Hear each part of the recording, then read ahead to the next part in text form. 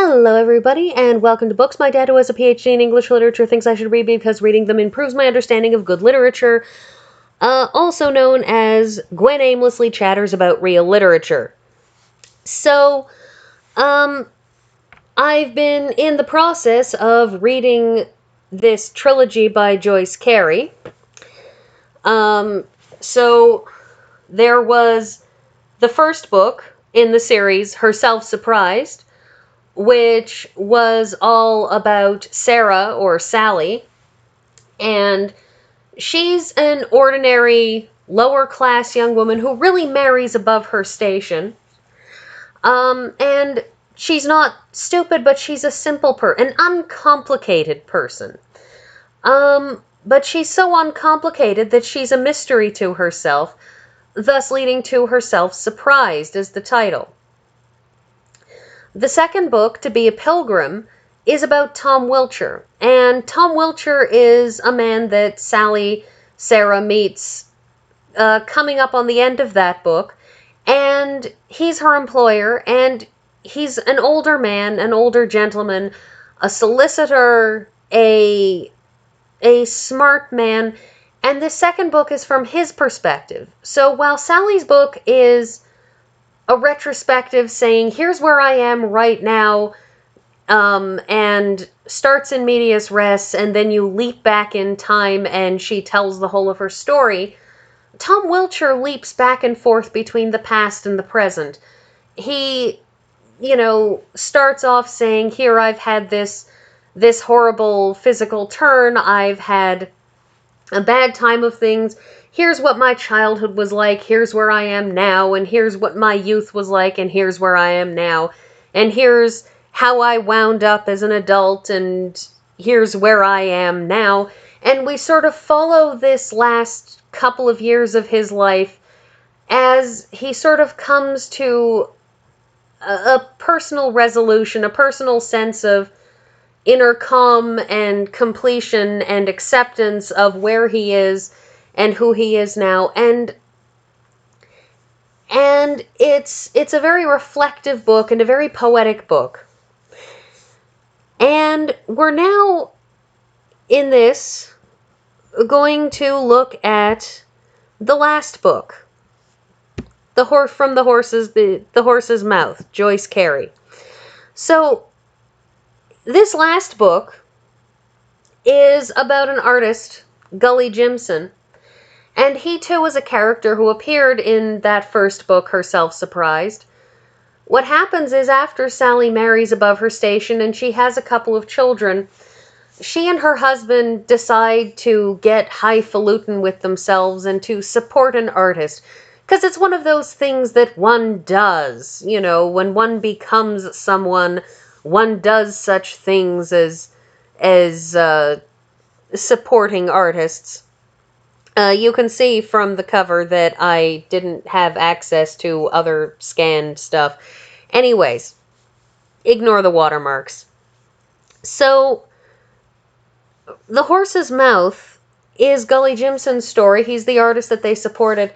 Gulley Jimson, when Sally first meets him, is an uncouth, rough man who's a very, very modern artist. He's not, he's the kind of person who offends the sensibilities in many ways. He abuses his wife as well.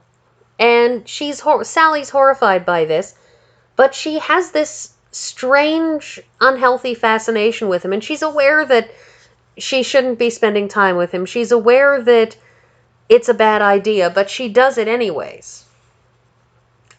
Like I said when I was talking about the first book, she knows it's a bad idea, but she does it anyways. So, after her husband dies, Sally runs off with Gulley Jimson, and he's proposed to her and everything, but it turns out that he already has a wife, that he never divorced, that the woman he was with in the first book that claimed to be his wife, he claimed that she was his wife, wasn't his wife at all, this woman that he'd been abusing. And Sally is appalled by this, and yet sticks with him anyways, pretends to be Mrs. Jimson, even though she knows she shouldn't, She knows it's reprehensible of her. She knows it makes her no better than she ought to be hanging around this man, but she continues to do so. And Gulley Jimson winds up abusing her. He winds up hitting her. He winds up being horrible to her. And eventually she flees out of self-preservation. And so he's not a very sympathetic character. And when you start reading this third book, to me, the big keynote of this third book is that Gulley Jimson sees the world as he wishes to see it. He doesn't worry about the fact that Sally might, have refused to hand over paintings that technically aren't hers. Yeah, she's technically keeping these portraits of her that, are sort of technically his property, but they are pictures of her. And yes, she keeps them from him. Yes, she doesn't hand them over. But he's constantly calling her sly and coy, and there's this strange awareness when you have read the first book of how unreliable a narrator Gulley Jimson is. Because, there are parts of this book where he talks about, about how rich people are so generous because they can afford to be, and you can see him abusing the trust that people have put in him because he chooses to believe that it's totally fine because he's doing it. You can see that these people, they leave him the keys to his house because he's offering to sort of lock up after them, and instead he lets a whole bunch of people, a whole bunch of artists use their house for their own purposes, use their apartment for their own purposes, and he winds up painting, one of his works on one of their walls just sort of because he's like, oh look, here's a wall, I'm going to paint on it, telling himself that he's doing them a favor because they wanted a Gulley Jimson original. Of course, what they wanted was a Gulley Jimson original of the early Gulley Jimson when he was still painting, stuff that looked like real people instead of whales with legs because they were part of some biblical scene of lunacy. And he does have a lot of biblical stuff. He does talk about so many of these, about his various works, that a lot of his works are trying to do religious things, but they're all modernist. They're all strange modernist. They're all attempts to...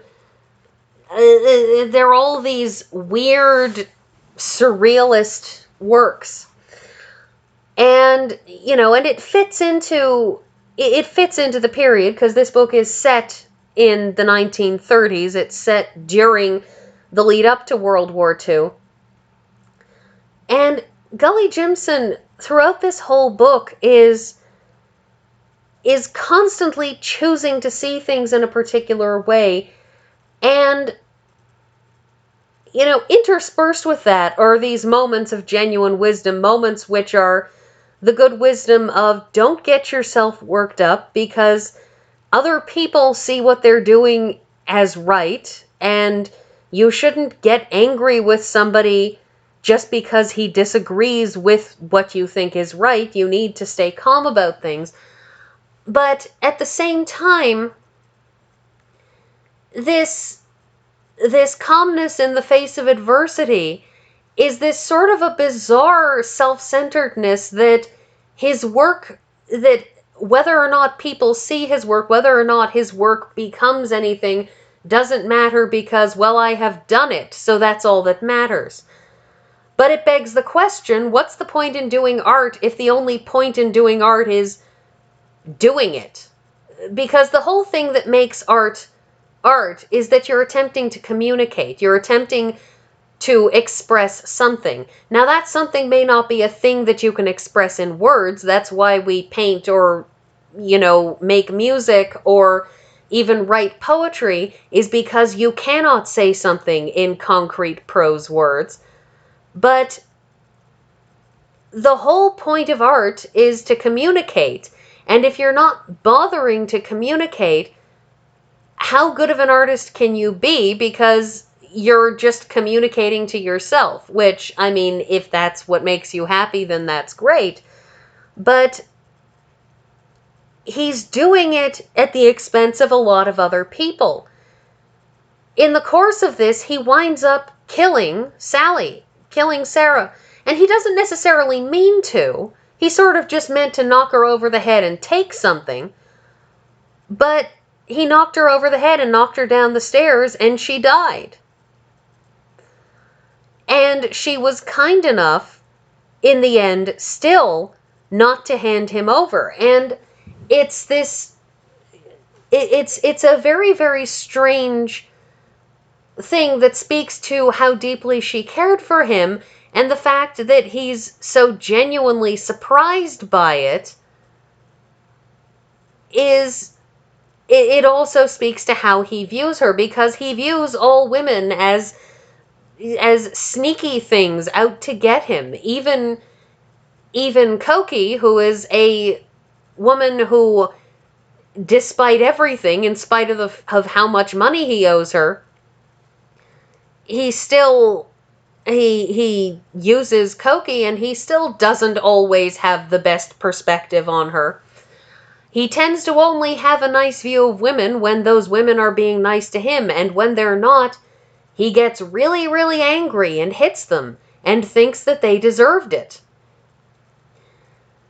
And the interesting thing here, and I hadn't brought this up yet, is that when I spoke to my father, who has, after all, spent a great deal more time in academia than I have, apparently people don't read this whole trilogy.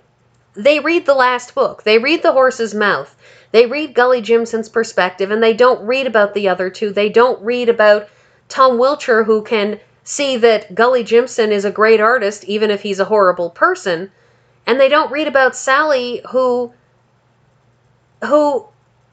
was just so uncomplicated that she, in some ways, found herself a victim to her own lack of complexity, her own personal simplicity. And reading the whole trilogy gives you a much larger picture than this one book. And so it's a little bit surprising that people only read the one book. It does stand on its own, but it stands on its own as a book that I found tremendously hard to read. The first book was a little plodding and tiresome, but that was because Sally is a very simple person, and I can understand how and why it is what it is. The second book I genuinely enjoyed reading because it's a lovely book. It's got some beautiful language in it, some beautiful turns of phrase, some beautiful ideas, and a lot of it is about love and hope and faith, and there's a lot in there to look at and see as something you can sympathize with and understand. But this last book, The Horse's Mouth, I find it so unsympathetic. I find it so aggravating to have someone here who, he doesn't care about the truth. He doesn't care about lies. To him, there is no... Truth and lies aren't important. What's important is, does whatever he believes or says or does it get him a result? And it's a worldview that is alien and aggravating and awful in a lot of ways, because it's just so self-centered. And that's what made it hard to read for me, was just this constant grinding, would you stop it feeling. And I'm at the end of my time, so I will see you all next week.